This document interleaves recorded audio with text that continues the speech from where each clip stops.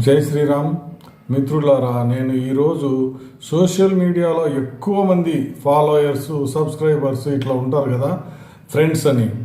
అలా ఉన్నవారికి నిజ జీవితంలో ఎంతమంది స్నేహితులు ఉన్నారు, ఎంతమంది సాయం చేసే వాళ్ళు ఉన్నారు, వాళ్ళ పరిస్థితి ఏ విధంగా అయింది అంటే వేలు లక్షలు, చిన్న వందలు కాదు, వేలు లక్షలు ఫాలోయర్స్, ఫ్రెండ్స్, సబ్స్క్రైబర్స్ ఉన్న వాళ్ళ పరిస్థితి ఏమైంది అనేది నేను ఈరోజు చెప్తాను. ఒకరు కాదు, ఇద్దరు కాదు, చాలామంది ఉన్నారు మన దేశంలో. అట్లా నిజ జీవితంలో మాత్రం వాళ్ళకు స్నేహితులు ఏమాత్రం లేకుండా, అసలు వాళ్ళు నిజ జీవితంలో ఉండే స్నేహితులను పట్టించుకోకుండా, వాళ్ళకి ఎప్పుడూ సాయం చేయకుండా ఉంటే మనకు కూడా ఎవరు కూడా సాయం చేయరు.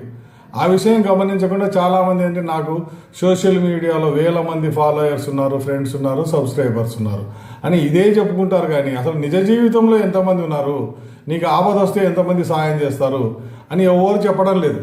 వేలు లక్షలు ఫాలోయర్స్, సబ్స్క్రైబర్స్ ఉన్న వాళ్ళ పరిస్థితి చివరికి ఏమైంది?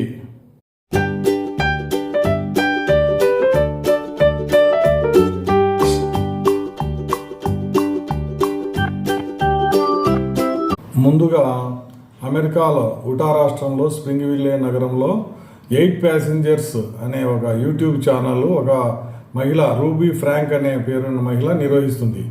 ఆమెకి ఎంతమంది సబ్స్క్రైబర్స్ అంటే 25 లక్షల సబ్స్క్రైబర్స్ ఉన్నారన్నమాట. అంటే అంతమంది ఆమె వీడియోలను చూస్తున్నారు. మొత్తం వ్యూస్ అంటే ఎన్ని చూశారు అంటే 100 కోట్ల మంది, 100 కోట్ల సార్లు చూశారు ఆమె వీడియోలను. అంటే మనకు 1,00,000 కావాలంటేనే చాలా కష్టం, ఇంకా కోటి అనేది ఇంకా చాలా కష్టం అనేది. 100 కోట్లు అంటే ఆమెకు ఆదాయం కూడా చాలా వచ్చేది అనమాట. అంటే 8 ప్యాసింజర్స్ అంటే 6 మంది పిల్లలు, భార్య, భర్త అన్నమాట.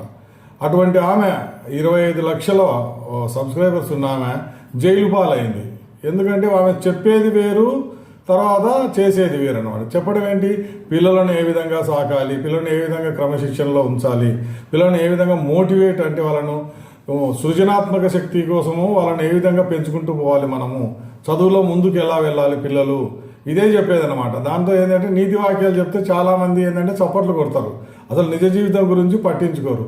నిజ జీవితంలో ఏమైందో, ఆమె పిల్లలకు అన్నం పెట్టడం లేదు, సరిగా మంచం కూడా ఇవ్వడం లేదు, వాళ్ళకి ఎక్కడో రాత్రింబగలు ఒక చిన్న బీన్ బ్యాగ్ మీదనే కూర్చోమని చెప్తుంది, తాళతో కట్టేస్తుంది, నీళ్లు అన్నం కూడా ఇవ్వలేదన్నమాట. అటువంటి ఆవిడను పోలీసులు వచ్చి ఆమెను అరెస్ట్ చేశారు. అంటే ఆమెతో పాటు ఇంకొకరిని కూడా, ఆమె పార్ట్నర్ ఇంకొక ఆమె అనమాట. ఇద్దరు చర్చ చేస్తారు, టీవీ మాదిరి చర్చ చేసి యూట్యూబ్ను రిలీజ్ చేస్తారు. యూట్యూబ్లో రిలీజ్ చేసినప్పుడు ఇంకా చాలామంది చూసేవాళ్ళు అన్నమాట. భర్త ఆమె బుద్ధి కనుక్కొని భర్త బయటికి వెళ్ళిపోయినాడు. తర్వాత పెద్ద కూతురు దూరంగా అయిపోయింది. కానీ ఈమెమో ఇంకా 8 ప్యాసింజర్స్ అనే పెట్టుకునేది దాని యూట్యూబ్ ఛానల్ పేరు. పోలీసులు కోర్టుకు పంపించారు. కోర్టులో ఆమెకు 60 సంవత్సరాలు అంటే 4 కేసుల మీద 60 సంవత్సరాలు జైలు శిక్ష వేశారు. కానీ ఆ రాష్ట్రంలో ఏంటంటే 30 సంవత్సరాల కన్నా ఏదైనా కూడా జైలు శిక్ష అమలుపరచకూడదు ఏ వ్యక్తికైనా కూడా. కాబట్టి మ్యాక్సిమం అన్నమాట 30 సంవత్సరాలు. ఇప్పుడు ఆల్రెడీ ఆమెకు 45 సంవత్సరాలు అనుకోండి, ఇంకా 75 సంవత్సరాల వరకు జైల్లోనే ఉండాలి.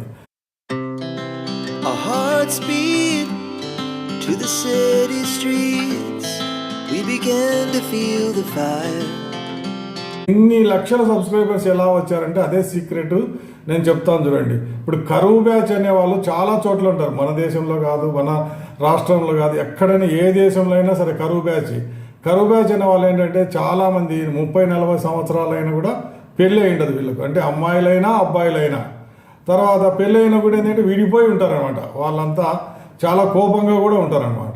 వాళ్ళు కొంతమంది అమ్మాయిలేమో అబ్బాయిలు కనపడుతూనే ఫాలో చేస్తాము, ఇది ఇన్స్టాగ్రాము, ఫేస్బుక్, ఇంకా చాలా యూట్యూబ్లో.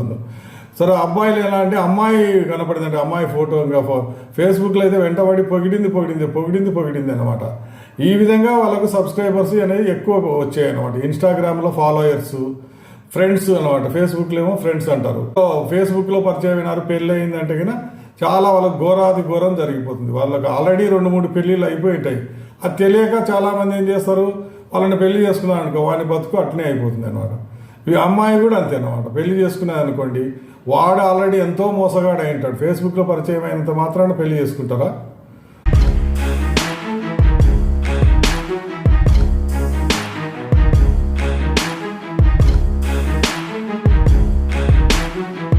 ఇప్పుడు 28,000 మంది ఫాలోయర్స్ ఇన్స్టాగ్రామ్లో ఉన్న నళిని ఉనాగర్ అనే మహిళ గురించి చెప్తాను. ఆవిడేంది, తనకు చాలామంది ఫాలోయర్స్ ఉన్నారు. ఫాలోయర్స్ అంటే బ్రాకెట్లో మీరు పెట్టుకోండి, ఇది కరువు బ్యాచ్. వాళ్ళు కరువు బ్యాచ్ వాళ్ళే ఉంటారు ఎక్కువ మంది. నాకు యూట్యూబ్ ఛానల్ మొదలు పెడితే లక్షల రూపాయలు డబ్బులు వస్తాయని చాలా ఆమె పెట్టుబడి పెట్టేసింది. 8 లక్షల రూపాయలు పెట్టుబడి స్టూడియో తయారు చేసింది, కెమెరా స్టాండ్, ఇంకా రకరకాల లైట్లు ఇవన్నీ కూడా కొనుక్కునేది. వంటల ప్రోగ్రామ్ చేయడము, దాంట్లో మళ్ళీ ఇన్స్టాగ్రామ్లో కూడా పెట్టడం, అంటే యూట్యూబ్లో ముందు చేసిన తర్వాత ఇట్లా చేస్తూ పోతే ఎన్నో ఒకసారి ఒక వీడియోకి 60 వ్యూస్, 60 మంది చూసినట్టు, ఇంకా ఒకసారి 200 మంది చూసినట్టు, అట్లా 2-3 సంవత్సరాలు చూసింది అనమాట. ఆమె వీడియోలు ఎవరు చూడడం లేదు. అప్పుడు విసుగు వచ్చేసి మొత్తం ఆ ఛానల్ అంతా డిలీట్ చేసేసి ఇంకా నా సామాన్లన్నీ అమ్మేస్తున్నానని చెప్పేసింది. అంటే నిజ జీవితంలో ఆవిడకి ఎంతమంది స్నేహితులు ఉన్నారో మీరే ఆలోచన చేయండి. అసలు యూట్యూబ్లో ఫేమస్ కావాలంటే, యూట్యూబ్ ద్వారా ఫేమస్ కావాలి అంటే, వాళ్ళ వీడియోలు ఎక్కువ మంది చూడాలంటే నిజ జీవితంలో వాళ్ళని కూడా చూసుకోవాలి. నిజ జీవితం వాళ్ళని పట్టించుకోకుండా ఇంకా ఓన్లీ సోషల్ మీడియా మాత్రమే నమ్ముకుంటే ఇట్లాగా ఉంటుంది అనమాట. మొత్తం 8 లక్షల రూపాయలు నాకు ఖర్చు అయిపోయింది. ఎవరైనా పాత సామాన్లు అంటే ఇవే కొన్ని వాళ్ళు ఉంటే ఎవరన్నా రండి వచ్చి తీసుకోండి అంటుంది. ఇట్లా ఉంది. ఇంకొక ఆయన ఏంటి, ముంబైలో ఎన్నికల్లో పోటీ చేశాడు. ఆయన బిగ్ బాస్లో 3rd ప్లేస్ వచ్చినాడ. ఈ బిగ్ బాస్ అంటేనే నాకు కోపం వస్తుంది. అది అసలు ఎందుకోసం పెడతారో పోటీ అనేది తెలియదు. దాంట్లో విధవలను ఎవరినన్నా సెలెక్ట్ చేస్తారా, లేకుంటే మంచోళ్ళని సెలెక్ట్ చేస్తారా, ఏం అర్థమే కాదు. వాడేమో 3rd ప్లేస్ అంట. మళ్ళీ వాళ్లకు అభిమానులు అంటే కరువు బ్యాచ్ అనేది ఉంటుందని చెప్పాను కదా. ఈ అజాజ్ ఖాను, అదే బిగ్ బాస్ కంటెస్టెంట్, ఎన్నికల్లో పోటీ చేశాడు. ఆయన ఫాలోయర్స్ ఇన్స్టాగ్రామ్లో 56 లక్షల మంది. ముంబైలో పోటీ చేస్తే 103 ఓట్లు వచ్చాయి. అంటే 100 అంటే నన్ ఆఫ్ ది అబోవ్ అనేవి ఉంటాయి కదా, దానికన్నా తక్కువ వచ్చాయన్నమాట. ఈ కరువు బ్యాచ్ వాళ్ళు ఎవరో సబ్స్క్రైబర్స్, ఫ్రెండ్స్, ఫాలోయర్స్ ఉన్నారు కదా అని అదే పనిగా విరవీగిపోతే ఇట్లనే అవమానం పాలు కావాల్సి వచ్చింది. ఎన్ని లక్షలు కోట్లు ఖర్చు పెట్టింటాడు ఆయన ఎన్నికల్లో, మహారాష్ట్రలో ఎన్నికల్లో. మరి ఇదే నేను ఇంతకుముందే చెప్పాను, నిజ జీవితంలో స్నేహితులు లేకుండా కేవలం సోషల్ మీడియాలోనే ఫ్రెండ్స్, సబ్స్క్రైబర్స్, ఫాలోయర్స్ ఉన్న వాళ్ళ పరిస్థితి ఘోరంగా ఉంటుంది.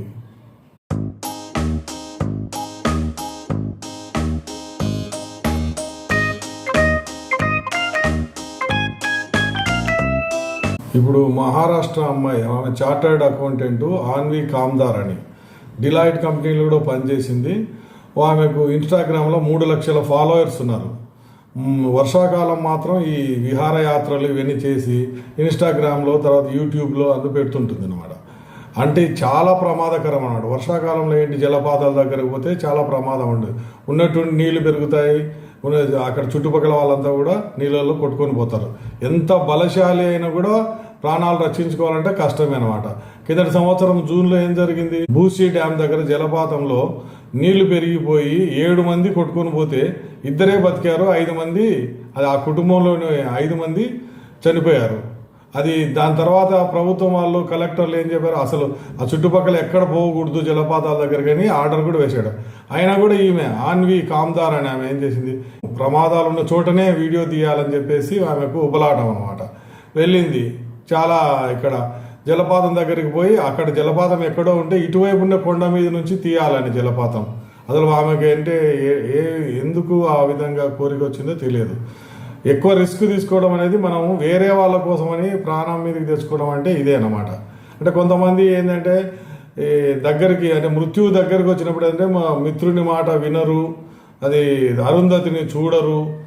ఆన్వి కామ్దార్ అనే మహిళ కుంభే జలపాతం దగ్గరికి వెళ్ళింది. అక్కడ కుంభే జలపాతం అంటే చాలా ప్రమాదకరం అన్నమాట. అది వర్షాకాలం అంటే ఇంకా ప్రమాదకరం, చాలా వరకు జారిపోయే అవకాశం ఉందన్నమాట. ఆ కొండ చివర శిఖరాగ్రమం దగ్గరికి వెళ్ళి ఎదుటిగా దానికి జలపాతానికి ఎదురుగా ఉన్న కొండపైకి వెళ్ళి ఏదో షూటింగ్ తీసుకొని చాలా నేను ప్రసిద్ధి కావాలి అని అనుకునేది. అంటే ఆమె జీతం కానీ ఉద్యోగం కానీ అన్నీ మంచిగా ఉన్నాయి, కానీ ఏంటంటే నేను ప్రపంచంలోనే ప్రసిద్ధి చెందాలనుకొని ఈ విధంగా చేసింది. ఆ కొండ చివరకు పోయి చూసింది ఎట్లా తీయాలి వీడియో అని. ఈ లోపల ఏంది, కాలు జారి కిందికి లోయలో పడిపోయింది. అంటే 300 అడుగుల లోయలోకి పడిపోయింది. పడిపోతే ఇంకా ఏంటి, ఇంకా అక్కడ కాళ్ళకు, చేతులకు, తలకు అన్నిటికి దెబ్బలు తగిలాయి. ఆమె శరీరం లోపల ఉన్నది, ఏమైనా కాపాడొచ్చేమో అని వాళ్ళు ఏం చేయాలి, కింది నుంచి పోవాల్సి వచ్చింది అనమాట. తాళ్ళు కట్టుకొని చాలామంది వెళ్ళి అక్కడ ఆమెను బెడ్ మాదిరి ఏదో ఒకటి తయారు చేసి అక్కడ నుంచి నిదానంగా పైకి తీసుకొని వచ్చారు. వెంటిలేటర్ మీద పెడితే కానీ ఆమె బతకలేదు, చనిపోయింది. అంటే ఎవ్వరు కూడా ఆ మహిళకు మంచి సలహా ఇచ్చేవాళ్ళు లేకపోయినారు. నిజ జీవితంలో ఇంత రిస్క్ తీసుకోకూడదు, ఇది మనకు అనవసరము అని. కానీ ఏం చేశారు, కానీ ఆ నిజ జీవితంలో స్నేహితులు లేకపోతే చాలామందికి ఇట్లనే జరుగుతుంది. ఇంతకన్నా ప్రమాదకరమైనది ఇంకోటి ఉంది అనమాట అక్కడ, హరిహర కోట అని. ఆ హరిహర కోటకు కూడా అంత యువకులంతా కూడా పైకి వెళ్తుంటారు వర్షాకాలం. అది చాలా చాలా ప్రమాదకరంగా ఉంటుంది. ఏం చేస్తాం మరి, మనం ఎవరు చెప్పినా కూడా వీళ్ళు వినరు, మళ్ళీ పోయి అక్కడ ప్రమాదాన్ని కోరి తెచ్చుకుంటారు అనమాట. నిజ జీవితంలో స్నేహితులు లేకపోతే చాలామందికి ఇట్లనే ఉంటుంది.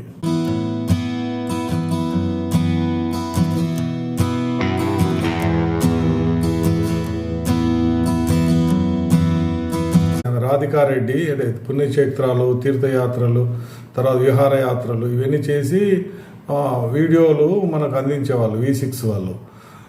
ఈమె యాంకర్గా ఉండేది ఈ ప్రోగ్రామ్ కనుక లక్షల మంది చూసేవాళ్ళు. ఇన్స్టాగ్రామ్లో ఆమెకేం పెద్దగా ఫాలోయర్స్ లేరు, 1200 మంది ఉన్నారు.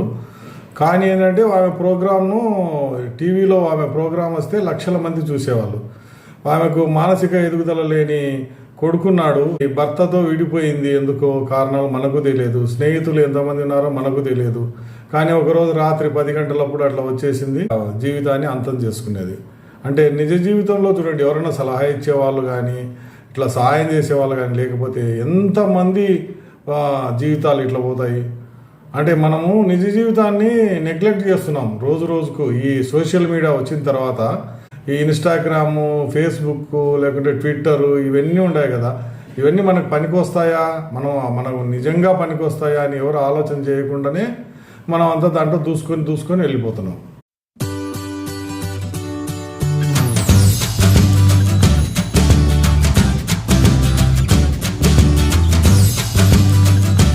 ప్రజలకు అవగాహన కల్పించేందుకు ఇంకొక విషయం మీద వీడియో చేసి మీ ముందుకు వస్తాను. అంతవరకు సెలవు. నమస్తే, జై హింద్.